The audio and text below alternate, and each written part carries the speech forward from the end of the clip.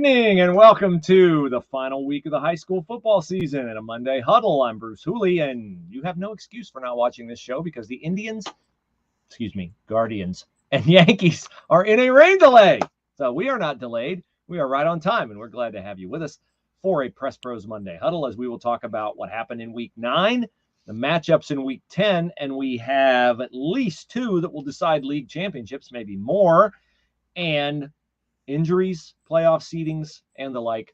And then we also have some tragic news to share, which we'll get to later on in the show. But let me welcome Mr. Lyle Sunny Folks to the program from the headquarters of Skynet Internet Services in Piqua, Ohio. Making it all possible tonight as we talk about them every week here in downtown Piqua at Skynet Rural Internet, serving Miami. I got the list right here. Shelby, Dark, Preble, Logan, Local, that's my county. I always thought it was Logan. It's Logan, Clark, Champaign, Auglaize, and Mercer counties. If you have bad rural internet and you've been frustrated by HughesNet or somebody from halfway around the world, if the satellite hasn't done it for you, call Craig Grissom at 773-0998. They're locally owned and operated here. The nice thing about him is when you call, he's going to answer, and he will fix your issues forthwith. So, again, our thanks to Skynet Rural Internet in downtown Piqua, 773-0998. Craig and Mike Grissom, and they furnish the bandwidth tonight for the Monday Huddle show. So we're glad to be with them and thank them for their support. We are. And we're excited to talk about. What to talk about from Friday night. We're excited to talk about the matchup of the MAC all year. 9-0 Coldwater, 9-0 Marion Local. They're both 7-0 in the MAC. The game's at Coldwater. It will decide the MAC championship. Marion Local has already clinched the top seed in Division 6, Region 24. Coldwater can become the second seed, which they already are, in Region 18, Division 5, or they could drop as far as 7, but I can't anticipate and do not anticipate that would happen with a loss. They might drop a spot. But the big news is that the Coldwater Cavs on Friday Night A had a tremendous character win, a comeback against Versailles, and unfortunately they lost quarterback Marcel Blasingame 4 minutes into the second quarter of that game. Marcel Blasingame had surgery on Sunday. Mr. Folks, what have you heard about Marcel Blasingame's availability? Well, what I've heard is he could be out 3 to 4 weeks. And as you say, very unfortunate, but it's part of football. Mm-hmm. And I said to a couple coaches over the weekend who are current coaches, I said, do you guys ever second guess running your quarterback as much as you do?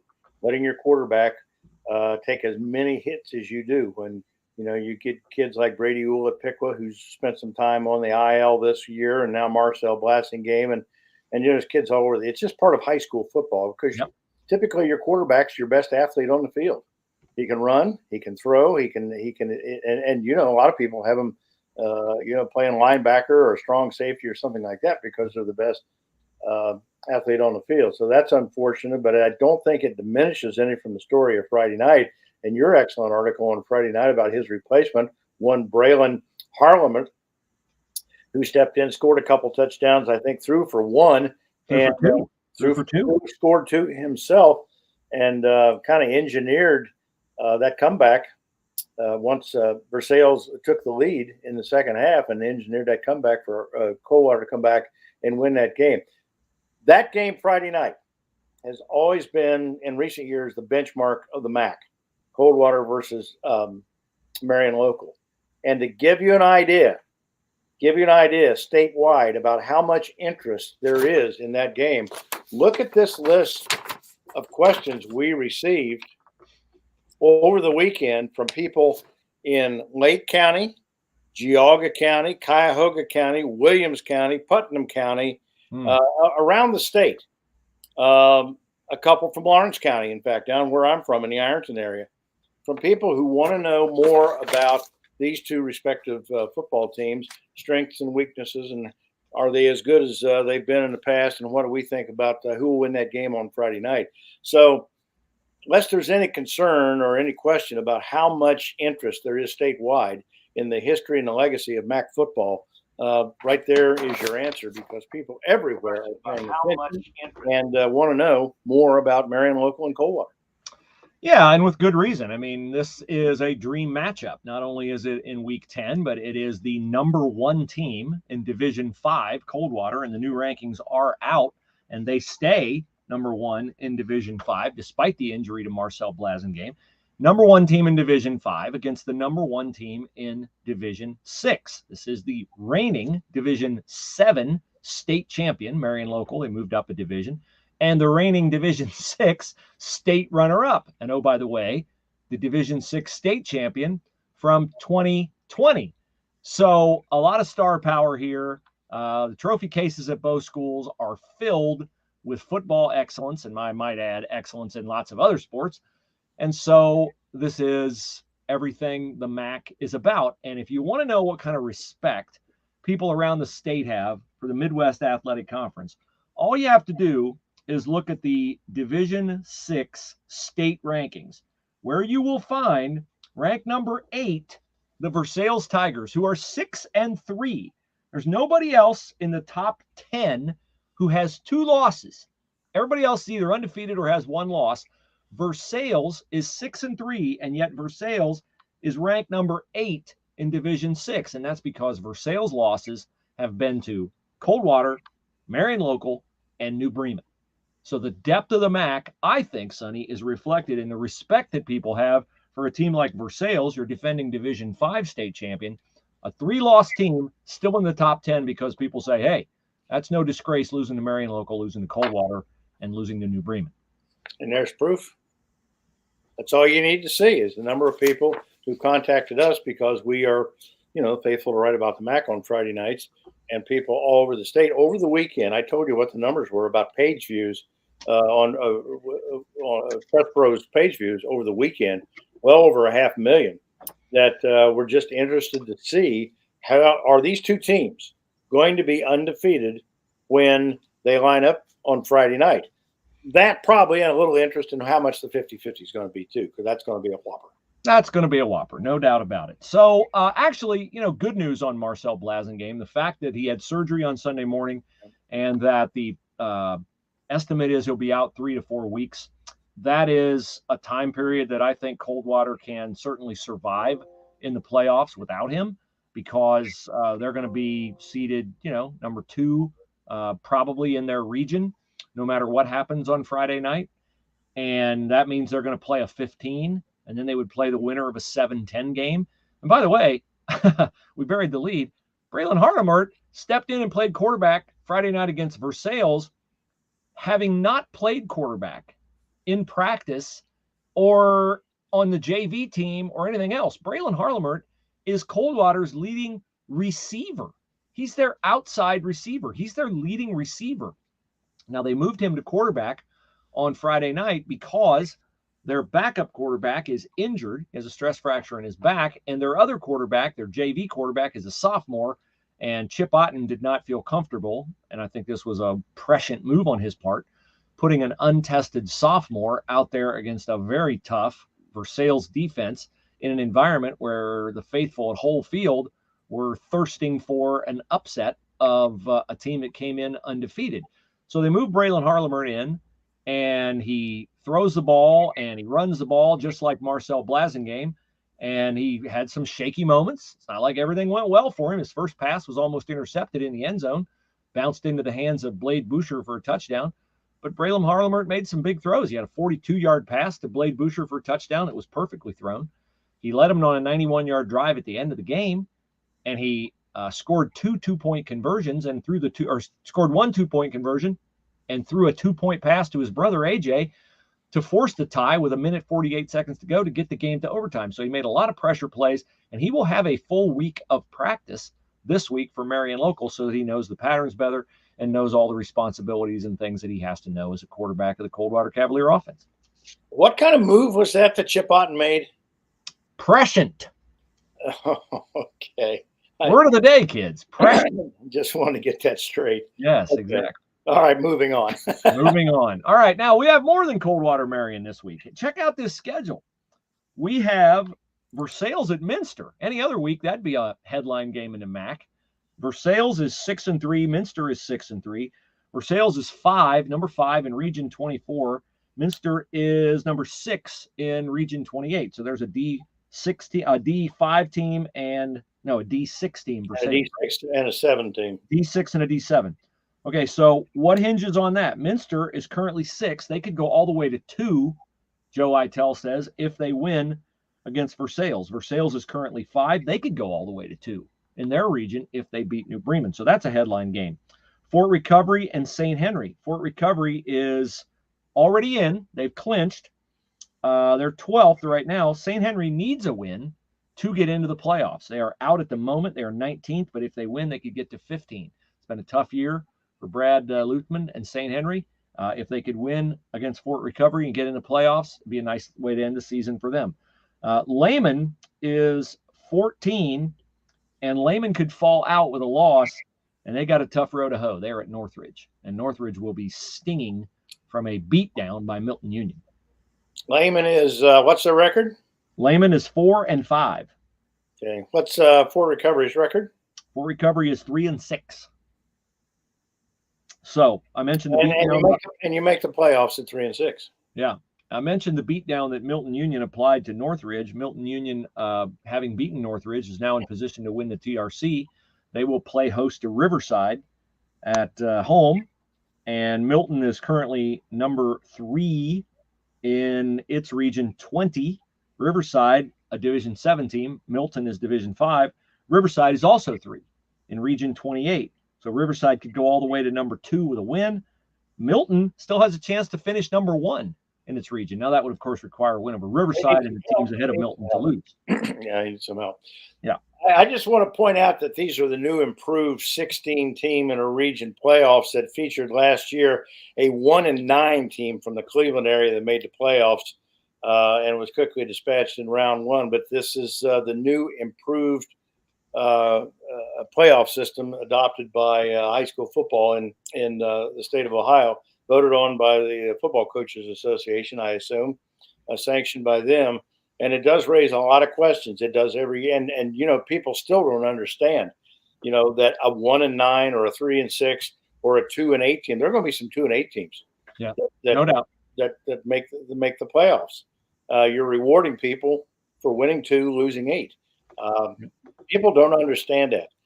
You can sell it any way you want it. You can spin it any way you want it. That it's giving more opportunity to more kids. What it's doing is it's watering down the standard of quality and achievement in sports and competition. And there's just no two ways around it. Look, we've had the man on here a couple of times, and he's attempted to explain why this is a good idea. But there's just a lot of people out there who say, I can't see how this is a good thing for kids. I don't see how it's a good thing for Ohio high school football. And I certainly don't see how it's a good thing to fans when you're asking people to pay the prices you are now for a first-round playoff game featuring a team that's 1-9 or 2-8.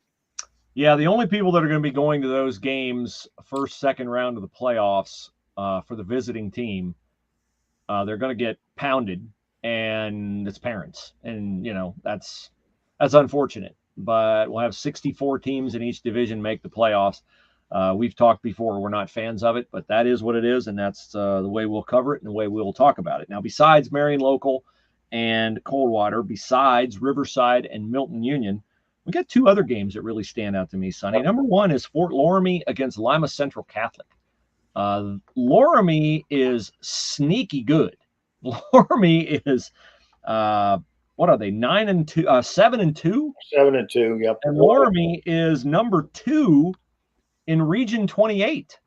They're a nice 7-2 team on a 4-game win streak. Mm-hmm. And as we talked about them early in the year, a team that has no league affiliation. So everything they do is an independent schedule. They have played Dunbar in out of the Dayton City League. They've played Thurgood Marshall. They have played Lucas over in Central Ohio.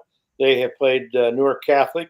They have you can make an argument that they have played as competitive a schedule in anyone in West Central or Southwest Ohio Division 7 football, because they played Division 3. I think they played some Division 4, Division 6, Division 7. They played anybody they can. That will come and play them.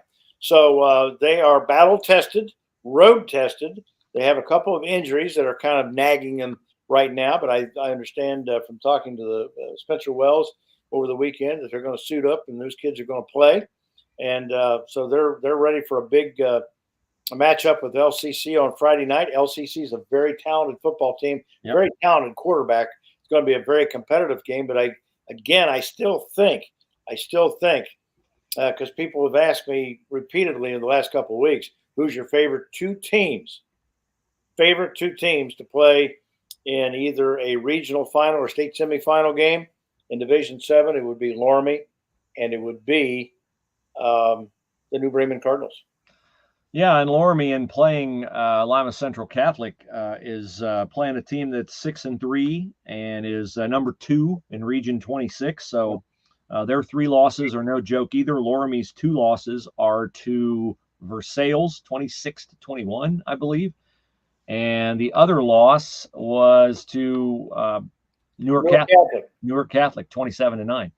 So Loramie's been very competitive. As Sonny said, they've won 5 in a row.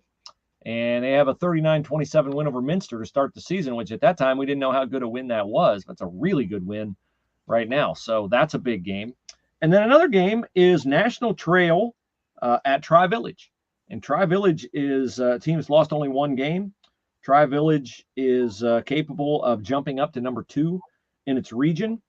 And they're taking on Preble Shawnee, a Division 5 team that could get them some serious computer points if Tri-Village is able to win that game at home. So keep your eye on in Region 28. That's going to be very competitive.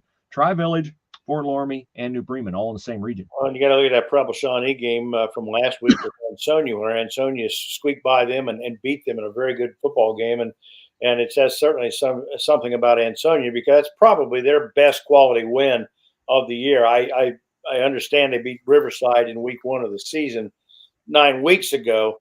But at this point of the year, when you can beat a team with the reputation of Preble Shawnee for being aggressive, physical, athletic, and you can come in and knock them off the way they did the other night, had to play tough backs to the wall football, that says something about the Ansonia Tigers. So kudos to them. But again, Tri-Village, certainly not a one-dimensional team. They can run it. They can throw it. Got a lot of athletes on that team. Well coached. You've seen them. I've seen them. They've only played football for a decade, but they've certainly made the most of it. Well, the thing about Tri-Village that makes them so tough is Reed Ware having the capacity to take it all the way on any carry in a game. It doesn't matter where you are on a football field.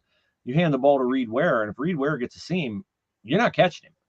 And that's a huge advantage. Normally you think of an explosive offense as a team that throws it all over the place, has an array of receivers. Tri-Village is explosive because of Reed Ware, because he's so tiny and he can hide behind those linemen, and he hits that crease, and man, he's gone. And the Fort Loramie people know what I'm talking about. 2 years ago at Loramie, he shocked them with a 70-some yard touchdown run on a second play of the game, and he didn't let up after that. And that's when they had Lane Sarver. Yeah, they obviously don't have Lane anymore, but they still got some players. Put a lot of points up about them. You know, there's a couple other games you got to talk about. You certainly mentioned Versailles at Minster. Minster iffy with their quarterback situation because Brogan Steffi left that game early in the fourth quarter with some kind of a knee injury. I haven't heard yet as to the severity of that, but that's certainly a hindrance to them. And a fine season they've had at 6-3, and they really didn't play, I don't think, that well on Friday night against New Bremen, but you got to give New Bremen a lot of credit. They are the real deal with David Holman, Hunter Schaefer, some of the other players complementing those two headline talents and athletes. I just mentioned a moment ago, they are one of my 2 favorites in this area to be there in a regional final game or a state semifinal game to go to see who goes to Canton to play for the title in Division 7. They are that good. But they've got what could be considered one of the better trap games on week 10 when they've got to go to Delphos St. John on Friday night. Delphos St. John has only won, I think, 2 or 3 games this year, but they're coached by Todd Schulte. They're always tough. They're always prepared, and they've got a reputation, excuse me, in the MAC for being a game you better not overlook them because they come out, they hit, they're aggressive, they're going to play hard, and they love that role of being the spoiler. against a team of destiny or a team who thinks they're a team of destiny, like a Marion or a Versailles or a New Bremen or a Minster. They're going to play you tough, and that's their reputation. Don't have the numbers they used to have when they were winning all those state titles for Todd Schulte, but still they've got a lot of pride up there in that legacy of competition, and they're going to play hard Friday night. So that'll be interesting to see. New Bremen has to go to their place, and Chris Schmidt said the other night, I'm never comfortable when I've got to go play a Todd Schulte football team, particularly on the road. So let's run through our top 10, the state rankings. These are not computer rankings. This is the AP poll in the state of Ohio in Division I, teams that we cover, teams that people care about. Springfield is number 4. Bryce Schondelmeyer left Arcanum to go to Springfield. They're 7-1. They're ranked number 4. Gahanna Lincoln is the best in Central Ohio. They're number 7 at 8-1. Dublin Jerome upset in overtime by Olentangy on Friday night, but Jerome is still on top of its region, Region 2 rather, and Jerome is 7-2. They come in ranked number 10. Incidentally, Saturday night, what could have been a preview of the Division I state championship game, Lakewood St. Ed defeated Cincinnati Moeller 6-0. 6-0. They got a fumble late. Moeller was ready to score and presumably kick the point and win. Moeller fumbled. St. Ed's recovered. So a win for Moeller in that one, and Moeller jumps up to number 1 in the state. Or excuse me, a win for St. Ed's in that one. St. Ed's jumps up to number 1 in the state. It's interesting. Now St. Ed's will play this week. They'll play Akron Hoban, who is number 1 in Division 2. And Ed's has lost once to Massillon, Washington, which is number 3 in Division 2. So we got some really good teams, and the divisions sometimes don't matter. Our area is represented in the Division 3 top 10. Tippecanoe is 8-1, and they should win this week. I think they have Stebbins this week. Tip is 8-1. They're number 5. And then we drop on down to Division 4, which is led by Cleveland Glenville, but no Press Pros teams in that one. And then, of course, we get into Division 5, and now we really start to populate the rankings with Coldwater on top of Division 5. Milton Union comes in at number 8 in Division 5. You jump down to Division 6. Marion, of course, on top. They get 14 first-place votes. Kirtland, which was Division 5 last year, lost to Versailles in a really riveting title game. Kirtland is 9-0 again, and number 2, they get the other 3 first-place votes.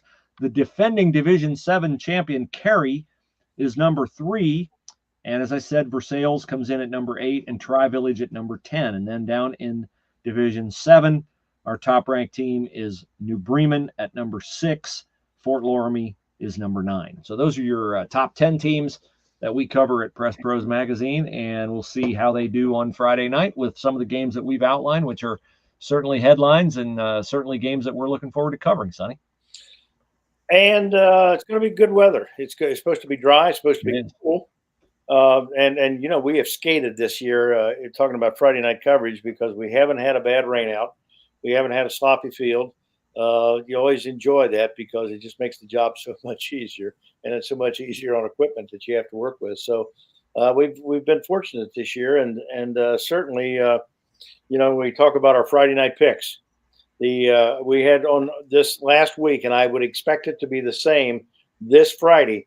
The readership for our Friday night picks last week was over 160,000 page views for that.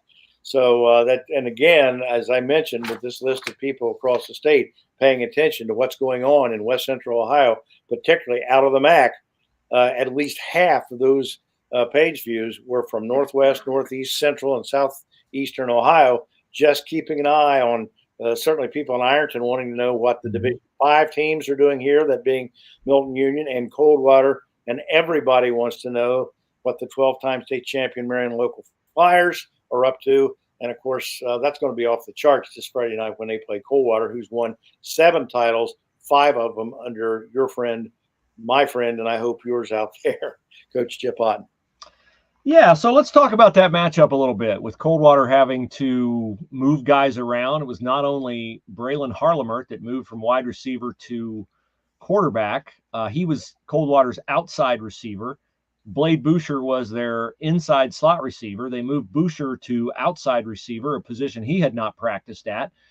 When they moved Harlemer to quarterback, they were able to come back from a 28-20 deficit, make all the plays they needed to make down the stretch, including a defensive play on Michael Osborne when Versailles coach Ryan Jones went for the win with a 2-point play after Versailles scored a 4th and goal touchdown to get in position to kick the point to go to second overtime or win it outright. They chose to try to win it outright, and Coldwater made a defensive play, stopping Michael Osborne on a run-pass option. But now Chip Ottensunny has a week to get Braylon Harlemer ready to play quarterback, to get guys who kind of cobbled together an offense on the fly with Marcel Blasingame out. Now they know what they're dealing with, and yet they're going up against a Marion Local team that is really strong at the linebacker position. And you've seen Marion Local, I don't know, numerous times. I've seen Coldwater twice. So tell the folks and tell me what Marion Local does really, really well. Well, I think the first thing they do really, really well is prepare. I don't think there is a team that I can certainly name to you in the last 20 years that is coached better at any of the 7 divisions in Ohio currently than what Marion Local is. Now, that's not a cliche. That's not coach speak. That's not football talk, idle football talk. That's a fact when you consider that they've won titles in Division 5 against Youngstown Cardinal Mooney. Or Youngstown Ursuline, I'm sorry. They've won numerous times in Division 6, numerous times in Division 7. They have beat Kirtland. They have beaten all comers. Newark Catholic last year. Twice. They've beaten them twice. They have beaten all comers. And, they are one of those teams that, like we've talked about before, when Newark Catholic came in last year and said, you're not going to run the ball to beat us. We don't think you can throw. Well, boom, next thing you know, here it comes down the stovepipe and you're beat. They put 21 up on them through the air right now and just took Newark out of the game by halftime, and it was no contest. So number one, they're prepared. They're very, very well coached. Again, here's a list of questions of people saying, how are they compared to what they were in the past? That's a letter from Don Bassett, I'm sorry, who wrote, a big fan of the site. He said, really love what you guys do in terms of coverage of high school football. First time writer to Press Pros, but I enjoy the way you do what you do. Just wondering about Marion Local and Coldwater. And one of the things, Don, I would tell you is they're probably not as big as what they have been in the past, particularly between the tackles. But again, they're well coached. They get by with quickness. They get by with technique. Their linebackers are their strength on defense, and they play serious defense. Offensively, their quarterback is a first-year, one-and-done guy named Nate Hess, who I've seen 3 times play. Tate Hess or Nate Hess? Tate Hess, I'm sorry. Tate Hess. And he was pretty good the first time I saw him, much better the second time I saw him, and exponentially better the third time I saw him. Mm-hmm. So he's done nothing but improve throughout the season. They've got a stable of running backs that are small, medium, large, and fast, quick, fast, and faster. So they've got all the requisites that Marion Local teams have had in the past, albeit I'd say they're not probably as big and physical tackle to tackle as what they've been. But they've had teams like that before, and it's never stopped them. So that's their strength as far as Marion Local. They're the number one thing you could say about them, they're going to run the ball. They're going to make very few mistakes. They have lost some games, big games. We talked about 2 years ago when they had a punt blocked and recovered in the end zone by New Bremen, and that spurred New Bremen's drive to the Division 7 title that year. But that's a rarity when that happens to Marion Local. They learn from those things. They put that stuff on the bulletin board over the summer, and it's indelibly imprinted upon them for generations and generations of kids that are coming along to play, the next group up. So that's what you get with Marion Local. They're going to be very well prepared on Friday night. You've seen Coldwater. I saw them last week. The one thing that 2 weeks ago, the one thing that impressed me again, they're not as big as what they have been in the past. And they probably don't have that one dynamic guy like an Austin Bruns, like a Brody Hoying, or a Tyler Schwederman who can beat everybody down the field, and you can throw the ball over the top of defenses. You know he's going to get his hands on it. He's going to catch it. Brody Hoying, when he played there about 6 or 7 years ago, was as dynamic as David Holman is right now with New Bremen on both sides of the ball. He was a leader. He was an athlete. Went on to Eastern Michigan, had a nice career up there. He played hurt. He could do so much for them. But Chip told me one time 4 or 5 years ago, he said, our quarterback doesn't have to be all world. He just has to be mistake free, because they've had some guys up there who weren't necessarily fast, weren't big, didn't have big arms. They just made big decisions instinctively. They got the ball in the hands of the right person when they needed it and when they had opportunity. And I would say they're not too far. You've seen them as recently as last week, when they had to make a major shift on the fly. And they're capable of doing that, the same as I just described. Well, when you're talking about Tim Goodwin coaching Marion Local, I was just thinking, that's where I would start with Coldwater, is that they just adjust. And this is Coach Goodwin's strength. Marion adjusts. They don't wait till halftime. They adjust every series. And Coldwater's very good at making adjustments. There's no bigger adjustment than when you lose a 1,000-yard rusher at your quarterback position. Your leader. A guy who carries it all the time, your leader, your emotional leader. That was the thing that stuck out to me. Marcel Blasingame is their emotional leader. Every kid on that team knows we go where Marcel takes us. And to see him, Mr. Indestructible, go down, limp off, be unable to come back in, that was a gut punch. That was a real gut punch to Coldwater. And, okay, they're up 14-0 because they took it in and scored after he left the game. And Versailles comes right back, Connor Stonebreaker and Michael Osborne.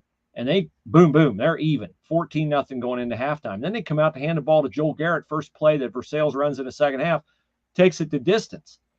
Now you're down 21-14, and the Partisans are rabid. And you got to be thinking, oh, man, we're in for it here. But as Chip Otten said after the game, we had a lot of chances to go in the tank, and we just refused to do that. So that's what really impresses me about Coldwater, is a program that's had success knows how to deal with those kinds of emotional blows. It concerns me as I assess Coldwater's defense that they allowed Joel Garrett to run for 159 yards on Friday night against Versailles, knowing that Marion's going to come at them with an array of running backs. And I wonder if Coldwater is a little bit vulnerable on the ground. Now, I saw them against Bellefontaine, and that's Bellefontaine's only loss. Coldwater beat them at Bellefontaine. And they didn't really have much success until the game was out of hand and Coldwater was willing to let Bellefontaine run the football to keep the clock running. So they can play defense. Their best defenders are 2 defensive tackles, but they're just a tough, refuse-to-lose football team. And as Braylon Harlemert said after the game to me, I said, what does this tell you about your team? And he said, we're not going anywhere. We're right here. We're going to be right here. In other words, whatever you throw at us, we're going to punch back. And it'll be interesting to see how they adjust to not having Marcel Blasingame on Friday. But I got to tell you, Sonny, I'd love to see this game if it was strength on strength. And Marcel Blasingame was out there ducking and darting and dodging around as he is so good at. And, oh, by the way, throwing an 83-yard touchdown pass over the Versailles defense on Friday night. So I wish we could see these two teams at full strength, but it's still going to be a great game. Well, and you just touched on something that I think is the big key, besides the defense, for Marion Local, or those three running backs, small, medium, and large. You're talking about Zach Oddie, you're talking about the Louse kid, and you're talking about Meyer. All three of them are unique in how they do it, and when you've got that kind of depth where you can just hammer a team over and over and over, knowing that, most teams are lucky to have that one guy out there that they can give the ball 30 times to. Marion's not that kind of guy. They can spread it around. They can throw it to those three. They can make plays in a lot of different ways. And again, they're so well coached. So they're going to be prepared. And, whether, the emotional part of this, you didn't even mention that, but emotion's going to go a long way toward carrying Coldwater. They've got a lot to play for up there. They've had 2 tragic deaths in that school system, in that community, I should say, not the school system, there over the last month, with Coach Harleman and Coach Brunswick passing away within a week of each other. And, those 2 men have both been inspirational figures in the Coldwater athletic community for up to 50 years, and you're talking about New Brunswick. So there's a lot behind their effort coming up on Friday night, and they approach games like this. They may be underdogs, but there's an immense amount of pride there in what they've accomplished in the past, and not always at full strength. Yeah, and this would probably be, given that you just mentioned that, the time to extend our deepest sympathies to the Russia community on the passing of head basketball coach Dave Borchers. Dave was in a car accident last weekend, not this previous weekend, but the one before. Not his fault. A truck went left to center and hit his car. Dave fought hard for a week. The people in the community, amazing, prayed for Dave round the clock, a prayer vigil every afternoon, started a Facebook group that had 1,100 people. That should not be a number that you ignore in a small community like Russia. To come up with a Facebook group of 1,100 people, prayers for Dave, tells you how much Dave was absolutely loved and admired in the Russia community. He and his wife have a absolutely beautiful family of 7 children. And you spent a lot more time with Dave than I did. But as I wrote on our site, my first taste of Dave Borchers as a head basketball coach was to observe him take a very explosive, volatile situation late in what turned out to be his last victory as a Russia coach, and really impart a lesson that was fraught with wisdom and perspective and discernment. And when you told me Saturday morning that he had passed away, I was floored, because, as you said, with Brian Harlemert passing, I just hate to see us lose good men, good coaches. I hate to see small communities. I'm from one, you're from one. I know what people like that mean in small communities like Coldwater and Russia. And it was just a tremendous blow. So we are very much hurting with those of you who knew Dave Borchers, and in particularly his family in the Russia community. What impressed me so much about Dave, and you mentioned I've seen him more than you because I cover Shelby County League basketball, but I didn't know Dave well. The only times that I really got to spend any time with him was post-game interviews, and I was always impressed by his humility. Dave never took himself particularly seriously as a great basketball coach. On the other hand, as you wrote in your column yesterday, he won so prolifically as a JV coach. For years and years, all the benefits that Paul Bremingen enjoyed and Spencer Cordonier as head coach for those great Russia varsity teams. You can go back to the root of that with the JV instruction that those kids received from Dave Borchers for years and years and years there. I don't know how many he was there, but he was there a long time as a JV coach. So he never took himself particularly seriously. When you would talk about coaches, you talk about Scott Elkert and the great record he's had at Jackson Center, or you talk about some of the other, Kurt Gettemeller, in 2018 when he won the title at Marion Local in Division IV, or you talk about Mike McClurg and the job that he's done at Minster, just his contemporaries. He never put himself in any kind of arms race with those guys. He just knew his kids well, cared about his kids, knew their strengths, knew what they couldn't do. And he never told me one time, I remembered this the other day, yesterday, reading your column, one time when he told me, he said, I try not to ask kids to do things that they can't. Put them in a position, where they can be successful and they can help help the group. And he said, that's always in the front of my mind about knowing your kids, what they can and what they cannot do. So I echo everything you said, not knowing him particularly well. I know so many people that are just devastated by the fact that Dave Borchers is gone now from the Russia community, because people like that, just like Coach Harleman over at Coldwater, you just don't replace those people. Those are once in a generation type individuals for all the things, not just basketball, but all the things, character, and all the things that they do in their own home and around the community to help others that are hard to replace. Yeah, absolutely. No doubt about that. We have a message from one of our faithful watchers. Randy says, great and class-filled article on Borchers and Harlemer. Well done. Well, it's our privilege to be able to interact with people like that. And, that's one of the real benefits of doing what we do is we get to spend time with classy and quality people. And those two gentlemen and a lot of others that we spend time with certainly fit that bill. Keith says hello from South Florida, and he has a question. He says, MAC 3 state champs again. What do you think about that, Sonny? Is the MAC capable of winning 3 state championships this year? Well, I think they're certainly capable of it. A lot is going to be, Keith, a lot's going to be determined along the way here over the next 5 or 6 weeks. You never know who's going to get upset, who's going to get knocked off, who's going to get hurt, how the dominoes are likely to fall.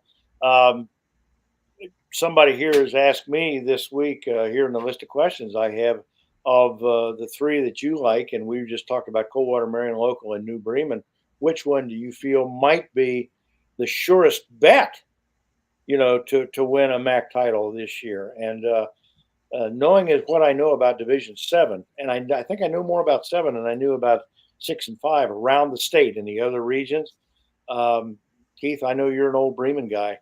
I really like the chances of New Bremen to go a long way and get there. And if they get there, just like they did in 2020 when they played Warren JFK, they've got a very similar scenario, a quarterback like Mitch Hayes who can make plays through the air and with his legs, and certainly is dynamic on both sides of the ball, a leader on both sides of the ball.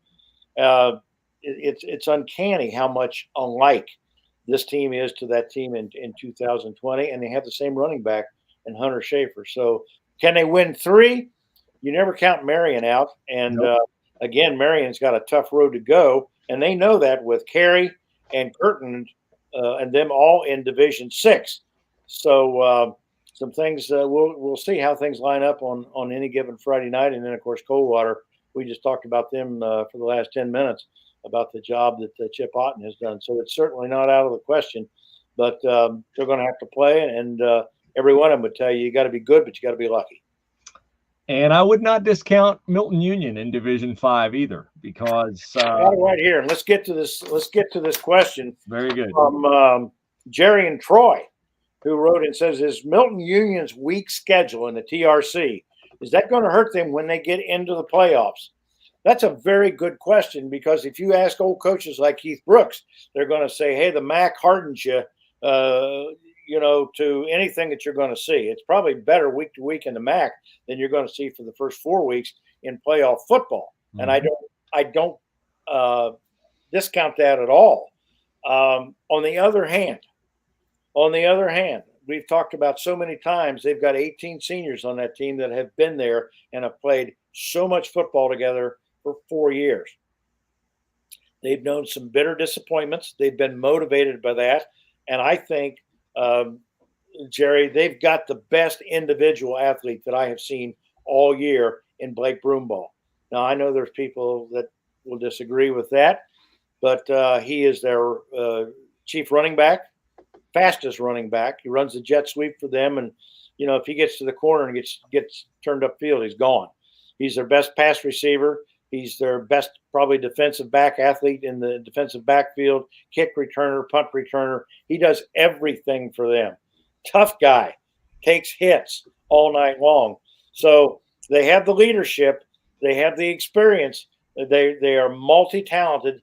And, again, like every football coach knows, when you've got 4 guys tackle to tackle who have played 5 guys who have played that much football on your offensive line and again on your interior line on defense, some of that negates a weak schedule. Yeah, they lost a game when they didn't play Covington.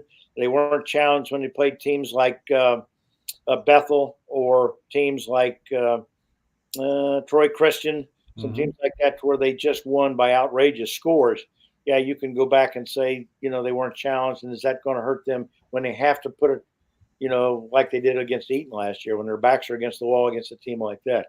But if it's ever going to be done, Jerry, I would say this will be the year when, Milton's going to put all that behind him and go out and treat every Friday night, starting in week 11, as one and done. This is the first and last game of our season. Let's make it memorable. Well, what I would say about Milton is you can talk about the TRC not being a league like the MAC. Nobody can argue that plausibly. They're absolutely right. It's not. But you look at their first two games against National Trail and Valley View, and they won both games handily against teams that are really good and 6-3. And I think, so those are, when they're challenged early in the year, they handled those two challenges. Now, as I look back, and I was really fortunate last year to kind of glom onto Versailles and Milton. So I saw them both in the playoffs. Milton lost a game they should have won. I know they feel like they should have won that game. And guess what? Versailles lost a game the year before in the playoffs to Roger Bacon that it felt it should have won. That can steel you. That can toughen you. That can motivate you to come back the next year and not get beat. And I will always believe, and I don't think Ryan Jones would disagree with this, that Versailles losing to Roger Bacon in 2020 helped them run the table in 2021. Don't forget, they were the 5 seed in their region last year going in. I knew they were going to surprise some people. They did. And the reason why they surprised some people was they were able in the playoffs to count on Carson Bay. You have to be able to count on your quarterback in the playoffs to make the big play when you need it. And Carson Bay made it a lot of times with his feet and a lot of times with his arm. He made some tremendous throws in the state championship game. He gained a lot of yards in the playoffs on a quarterback keeper. My question about Milton is Nate Mortar having not really thrown the ball very much. You look at some of his stats here. He threw it 7 times against Bethel. He hasn't thrown it more than 12 times in a game since their 24-14 win at Valley View, where he went 10 of 20, 124 yards. I'm not sure 10 of 20 for 124 yards is going to get it done when you're in a regional semifinal, a regional final, a state semifinal. So they're going to need Nate Mortar to really play well. He's a senior. He's experienced. He's been through big games. He's got the talent around him. He doesn't have to do it himself. He can be a facilitator. But for me, the question that I have about Milton is Nate Mortar going to be able to rise to that Carson Bay type level last year? And if he does, Milton Union is going to be a very, very tough out no matter what league they play in. Well, Jerry, let me add this to what Bruce just said. I have seen them lose in the playoffs before. They've been a wing tee team for years. Brett Pearson loves the wing tee. They love the jet sweep. They love getting to the boundary and turning it upfield and getting that block. What has hurt them over the years is teams that are fast enough to cut the boundary off, to seal the edge and keep you from getting outside, that have that kind of pursuit where they can run down Michael Elam and they can run down Blake Broomball and keep them from getting to the sideline and turning upfield. That means that you've got to throw the ball. You've got to make them honest in terms of defending the pass. So, but I don't know of a team that's got 18 returners that are as impactful as what Brett Pierce have, and it's going to be fun to watch them, and we're certainly looking forward. By the way, the gentleman who wrote it first time and said, enjoy your MAC football coverage, first-time writer Terry Bertimus from Northeast Ohio. And Terry, we certainly appreciate you giving us a ring this week, and we appreciate your question. Got one here from a friend of mine and a 7th grade classmate from Lawrence County. Wow. Big Buckeyes fan. And he reads us on the weekends when the Ohio State plays. And Danny, let's do this one for Farrell Hessen, George Hall, Betty Hickson, my dad, and Tom Hardy. 5 teachers at Windsor School that we all had and remember, and sadly are no longer with us. So I certainly appreciate you reaching out as you do from time to time. And Danny wants to know, what do you guys think of Ohio State, and will they win the national championship this year? I'm going to let you answer first, and I may have a surprise answer of my own. Well, can they? Sure. They have the talent to win it. My question on Ohio State is how good's their defense, and you're certainly not going to find that out this week against Iowa. Iowa's the worst offense in Division I in terms of yards per game, and I think they're the 4th worst when it comes to scoring. So nothing Ohio State does against Iowa is going to tell me anything about their defense, nor did anything they did against Michigan State or any of the other inferior. inferior offenses that they have played. When you watch teams like USC play, and they lost 43-42 to Utah, you watch teams like Alabama and Tennessee play, and that's a 52-49 game, it becomes clear that you have to be able to score a lot to win a national championship. And Ohio State can do that. But they're not playing those kinds of games every week or really any week where if they don't score on a certain possession, they lose the game. Other teams play with more pressure because of the talent in the leagues around them than Ohio State does. Now, Ohio State may face that against Michigan, but I'm just saying when you get into the playoffs, that's the first time that, hey, we got to go down and score here. Whoops, they scored. We got to go score again. Whoops, they scored again. We got to go score again. That wears on you. And what I've noticed with Ryan Day is when he doesn't score at the rate that he's accustomed to scoring in the Big Ten, he tends to panic and forget about the running game and starts throwing it every down. You have to stay disciplined. I think Ryan Day is a tremendous coach. I'm sure he'll learn lessons from the past, but that's my question about Ohio State. Is their defense good enough, and can they deal with that pressure of having to score 4 out of 6 possessions, 5 out of 7 possessions to stay in a football game? I don't know, because the Big Ten doesn't test them that way. Well, let me play point counterpoint. I'll be Shane Alexander here. All right, Jack.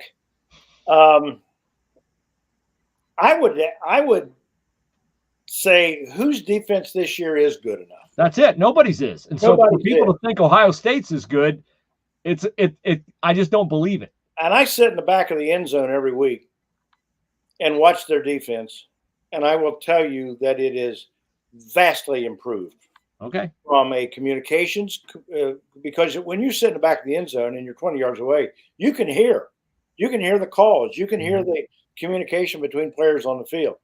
I think they're much more organized. I think they communicate a lot better than they did last year. I think they're certainly more instinctive because I don't think they think as much. I think they just react and play. And if Jim Knowles is responsible for that, then he's worth it, the $1 million or whatever they pay him.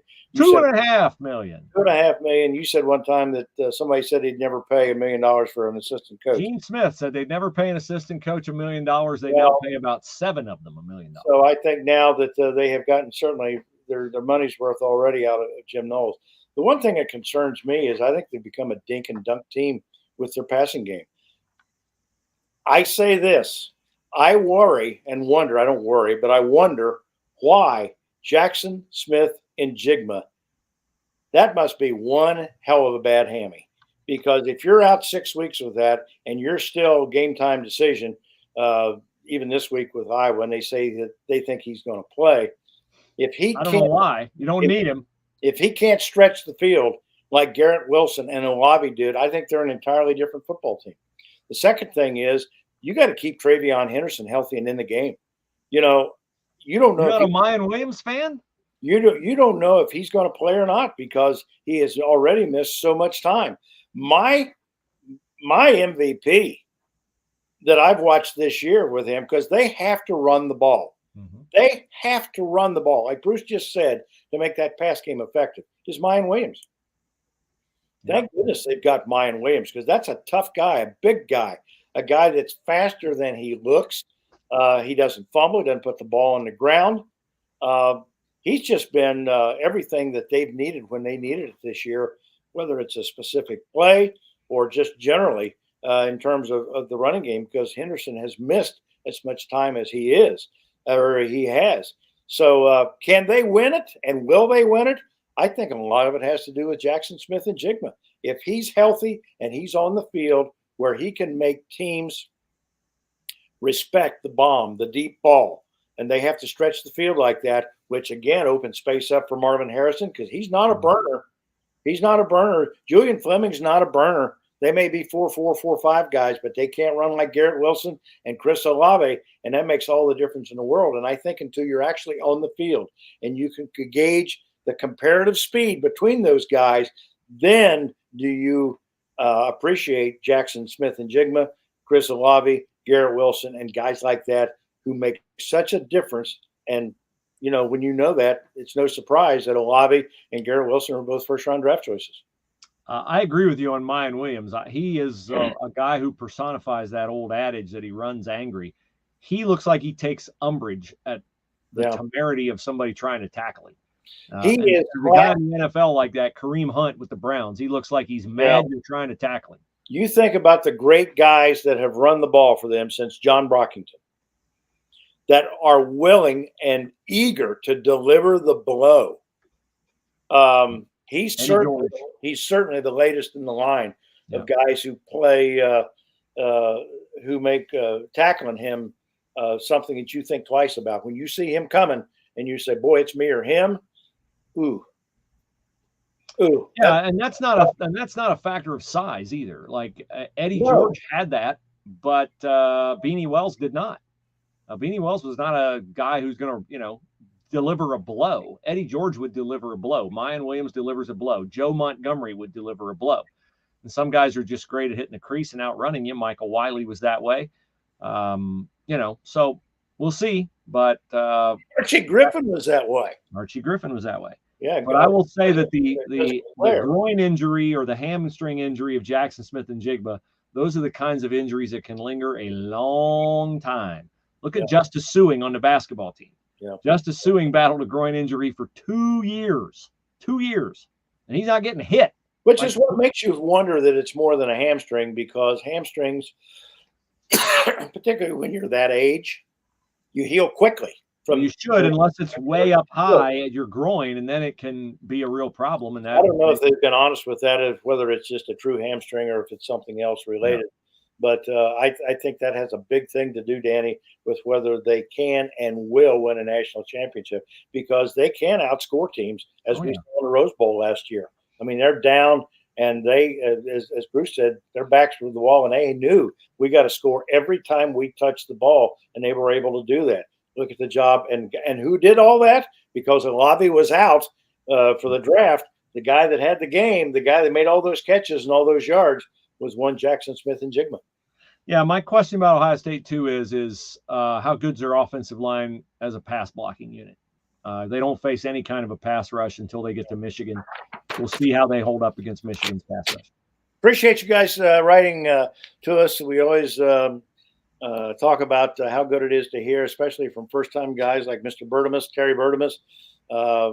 We certainly appreciate the kind words, and it makes it a little bit easier to get up on Monday morning and start it all over again. Yes, it does. So, headline games, we'll be out and about. We will release our schedule of games that we're going to cover a little bit later in the week. We appreciate you guys reading the site. Again, all our content is free. Tell your friends about it around the state. You got friends who love high school football. They're bound to love Press Pros. And what else do you have in the crosshairs for publication this week, Mr. Folks? Well, volleyball for sure, because the tournaments they start this week, and we'll get into that more next week, because some of the sectional round games, those 1 versus 16s aren't very pretty, but there are some great matchups. In fact, somebody wrote us this week and said, who are the best volleyball teams, or who do you expect will go the farthest in the tournament? From a writer named Beth.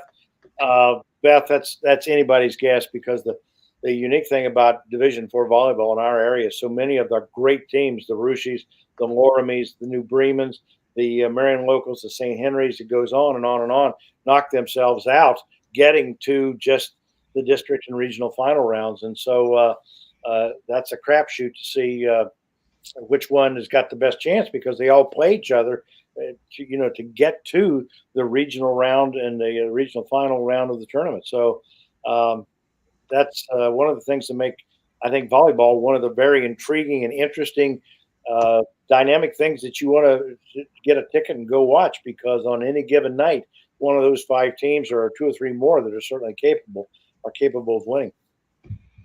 So it appears that the Yankees and the Guardians have not yet started because they had rain in New York. And I don't know if that game will get in tonight or not. If it hasn't started yet, will you stay up and watch the entire thing? No. You want me to think about that? Okay, I will. No. I will not either. I will watch that in the morning. I will watch that tomorrow at some point in time if the Guardians end up winning it, because I don't really think they will, but they certainly can, because the Yankees are in kind of a pickle here with their pitching staff. Maybe they can get to this starter I don't know, but they have not pitched Aaron Savali in this series yet. So you get to game 5 and you're kind of at the end of your bullpen or at the end of your starting rotation. Certainly the Yankees aren't going to get Garrett Cole out there again. And if we get a rain delay, maybe the Indians will be able to sneak Shane Bieber out there for game 5. So we'll keep our eye on that one. And by the way, speaking of baseball, there's Ohio State baseball on the site. Mr. Fulks attended the new look Buckeyes under Bill Mosiello over the weekend. You can read all about that. Yes, sir. All right. Thank you for joining us. Tell your friends, watch the replay. Keep reading Press Pros. Keep thanking our advertisers. And we'll see you again very, very soon. Good night, everyone.